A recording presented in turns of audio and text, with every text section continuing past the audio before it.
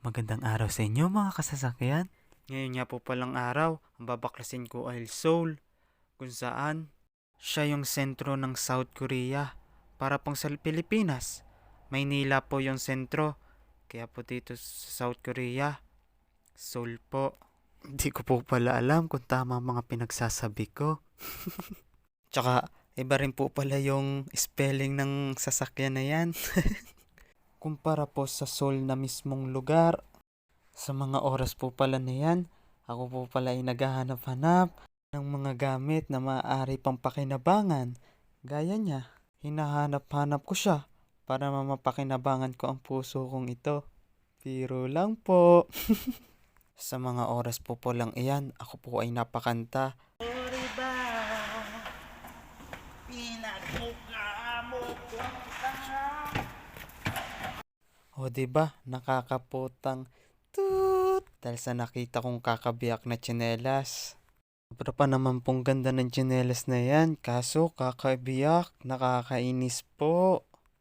Pero nakabawi naman po ako, gawa po nakakita po ako ng raketa na pang badminton. Sobrang ganda niya po, para po siya talagang original, sobrang gaan. Yonex rin po yung tatak.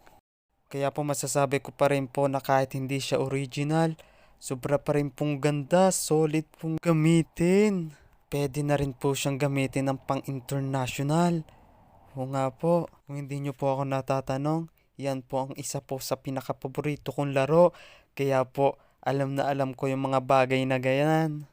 Hindi po sa pagmamayabang, lagi po akong champion sa aming eskwelahan. Pero kapag po dinadayo na sa district, lagi po kaming talo. Balik na pala tayo dito sa video mga kasasakyan. Yan nga pala nakakita ko ng mga bareya. Solid na solid mga kasasakyan. Pagdating po pala sa bareya, naglinis nga po pala ako. Sobra pong nakakangalay. Pakita ko rin po pala sa inyo mga kasasakyan mamaya yung mga hindi ko natapos linisin. Gawa po hindi ko na po kayang tapusin. Gawa po nasa labas po ako that time. Seryoso nga po pala ako sa paglilinis ng mga bareya dahil sobra pong dudumi. Oo nga po pala mga kasasakyan, may kukwento po pala ako sa inyo pagdating sa pera. Sa mga nagchat-chat po pala sa akin, pasensya na po kayo. Sa mga umuutang at humihingi po ng sponsor sa akin. Sobra po kasing dami nyo kaya hindi ko po kaya kayong bigyan lahat. Na halos linggo-linggo po may nagchat-chat po sa akin about sa ganyan. Pasensya na po kayo kung minsan sin lang po ako. Tsaka po minsan hindi ko po sinisin yung mga message nyo. Dahil ayoko lang pong sumakit mga damdamin nyo dahil hindi ko po kayo napahiram o nabigyan. Dahil sa totoo lang mga kasasakyan, mas priority ko po ngayon ang aking pamilya dahil malaki rin po yung pangangailangan nila ngayon. Kaya sana po maintindihan nyo ako mga kasasakyan. Pasensya na rin po kayo ha. Mabait naman po talaga ako mga kasasakyan. Kaso nga lang po hindi ko po talaga kayo kayang bigyan lahat. Kasi po sobrang dami nyo na po na halos linggo-linggo may nagchat-chat sa akin. Sa isang linggo na halos 5 nagchat-chat sa akin. Tapos sa susunod na linggo ganun pa din. Pasensya na mga kasasakyan. Bawi na lang ako sa sunod. Yan po pala yung mga maduduming barya na kailangan kong linisin. Tapos iyan naman po yung nalinis na. Sobra pong kintab. Tapos ito naman po. Yan pa po mga kasasakyan ang hindi ko pa po nalilinis. At hindi ko po natapos ngayon gawa po ng sobrang lamig po sa labas. Masasakit na po ang mga paa ko. Hindi na po kinaya. Yan naman po yung kabuuan na nakikita ko sa sakyan sa loob ng 8 buwan.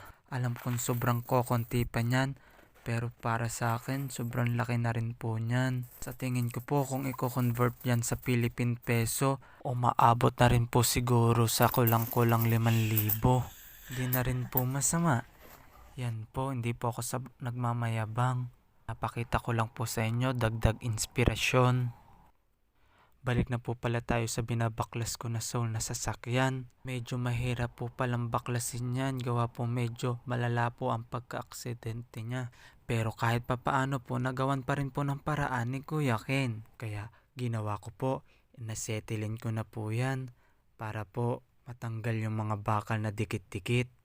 Alam kong sa tingin nyo sobrang dali yan, pero para sa akin medyo mahirap. Gawa nga po, malala po ang pagka-aksidente niya. Kapag hirap ko rin po diyan ng pagkaalis, gawa nga po aksidente. Paulit-ulit ang mga sinasabi ko. Pasensya na po kung paulit-ulit yung mga sinasabi ko. Wala na po akong masabi. Yan na nga po, unti-unti nang natatanggal. Dahil ginamitan ko na po ng kapangyarihan.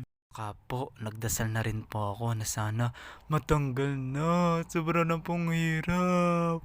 At agad naman dininig ng nasa taas. Kaya po nagpapasalamat po ako sa inyo, Panginoon.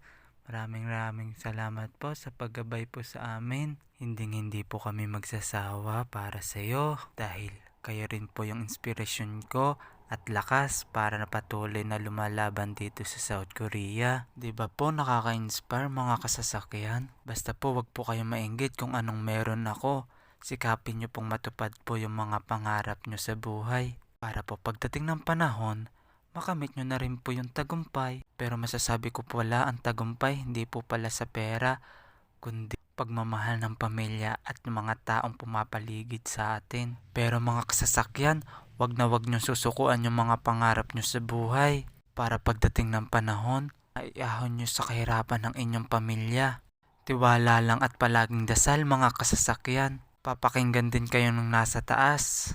Naniniwala ako sa inyong mga kakayahan dahil naranasan ko na rin yan mga sitwasyon nyo. Napahaba na ang kwento ko mga kasasakyan. Sige mga kasasakyan, hanggang dito na lang. Hanggang sa muli, paalam!